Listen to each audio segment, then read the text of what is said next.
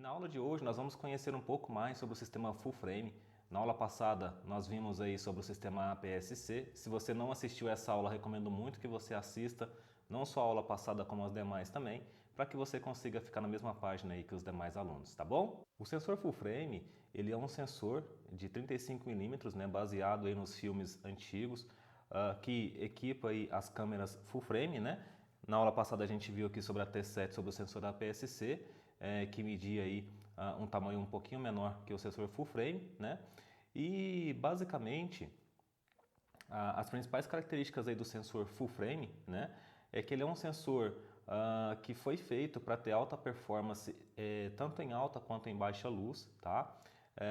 Normalmente a maioria das objetivas que nós temos no mercado hoje, elas são desenhadas aí para atender o sensor full frame, né, que tem aí 35 mm de tamanho, tá?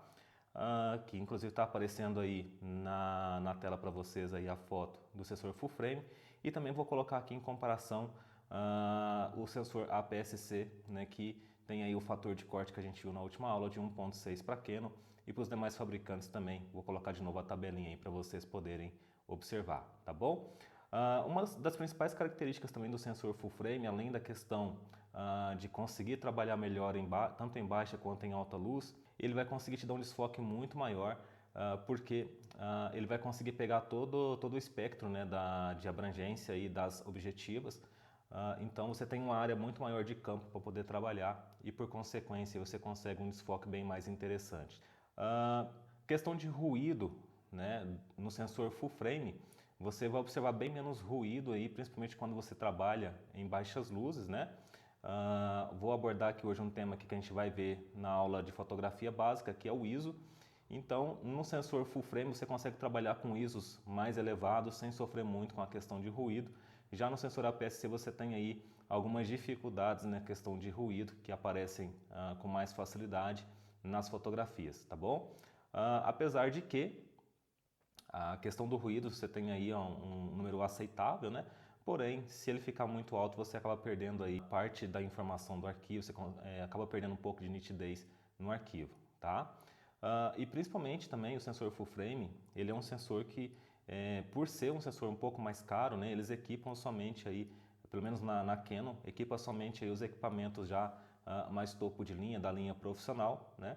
E por ter esse custo mais elevado de produção, isso de certa forma acaba tendo aí um fator negativo, né, que é referente aí ao preço dos equipamentos, que acaba ficando bem mais caro do que os equipamentos APS-C. Porém, pessoal, esse valor a mais aí que você acaba pagando pelo sensor full frame, ele acaba aí de certa forma fazendo sentido, né, porque você consegue ter uma fotografia de mais qualidade técnica, tá bom?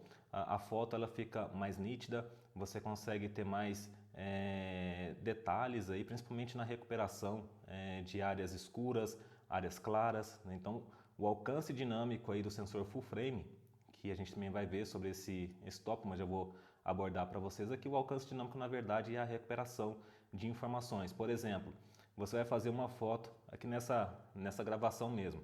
Se você quiser, por exemplo, na pós-produção da fotografia, né, recuperar esse fundo que está mais escuro, você tem mais facilidade no sensor full frame de recuperar essas informações, porque ele vai captar bem mais informações do ambiente, enquanto que no sensor APS-C você também até consegue recuperar, mas você não consegue recuperar da mesma forma que no sensor full frame. Da mesma forma também que aqui no meu rosto, né, que está mais claro, se de repente você quiser deixar ele mais escuro no sensor full frame, você vai ter mais facilidade em fazer esse trabalho do que teria no sensor APS-C. É claro que em ambos os sensores você consegue fazer essas mesmas recuperações, porém com proporções aí menores, né, e também variando aí de acordo com o equipamento, tá?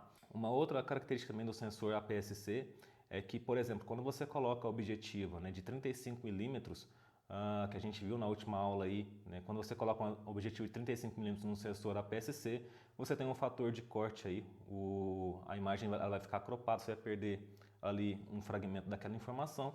Já no sensor full frame, se você coloca um objetivo de 35 milímetros, o que você vai ter ali de campo de visão vai ser a distância focal de 35 milímetros, sem precisar considerar aí o fator de corte. E isso na questão de fotografia profissional, principalmente de eventos, isso faz muito sentido, né? Porque dependendo da situação que você vai fazer, vai fotografar, você não tem muito espaço ali para dar a distância, né, devido à distância, para você fazer o enquadramento. E aí você consegue ter, digamos, mais performance para trabalhar, tá bom? Então, essas são as principais características do sensor full frame. É claro que tem muito mais informação técnica aí do sensor full frame, mas o que a gente precisa saber para a gente poder trabalhar e conhecer as diferenças de cada sensor é isso, né? Espero que você tenha gostado dessa aula. Deixa aqui no comentário as suas dúvidas que a gente vai esclarecer a dúvida de todo mundo e de repente a gente faz aí uma aula bônus aí para a gente tirar dúvidas adicionais que forem surgindo, tá bom? Então, nos vemos na próxima aula. Tchau, tchau.